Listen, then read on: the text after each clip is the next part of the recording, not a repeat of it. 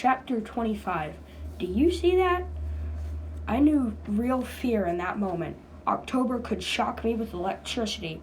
He could burn me with fire or lava. That's why he acted like he was in total control, because he was. Looking down, I desperately hoped that he'd somehow lost focus and drifted downward, that my muscles and bones could withstand a fall. If I could pry myself away from him, maybe I'd have a chance. Too high. We were still too high. My mind raced, but I could think of nothing. October had me right where he wanted me. He could finish the job at any time. Staring at the ground below us, I noted something that looked out of place. At first, I couldn't figure out what, and then I saw it. Up here, the entire city was a grid. On that grid were little points of light, just like on the battle maps I'd always used to form strategies. Some lights didn't move. Those must have been street lamps and lighthouses. Other lights, probably cars or trucks, crept slowly along the dark lines of streets.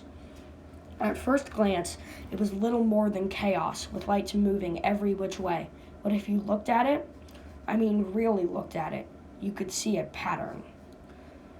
There and there and there, dozens of cars, maybe as many as 30, all moving from a single place and headed in the same direction, moving from the first dam toward the city dump. The Baileys and Johnsons, true superheroes, were on their way to save the day. Do you see that? I asked. October looked down. I see nothing but a very long drop. The fear hadn't left me, but knowing that my family was on their way gave me a little bit of courage. The Baileys, I said, and the Johnsons, superheroes, all of them, coming to save us. I looked back up at October, coming to fight you. He looked down. I thought I just saw a flicker of surprise, but then it was gone. Superheroes. The amusement was back in his voice. They are buffoons. October threw his head back and laughed. It was an ugly laugh, and the darkness amplified it. I think I like you after all, October said.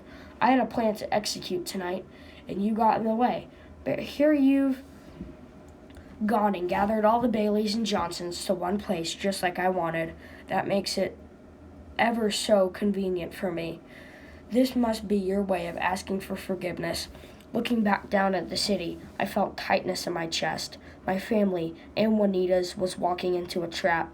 I hadn't saved the day. I'd ruined it. My mind raced. There had to be something I could do. This time, all of our lives depended on it. But what could I do against a super? I had my power. I finally had my strength. But it just wasn't enough. My power didn't make me super. I needed something more. Something way more. It's not your power that makes you super. It's what you do with that power.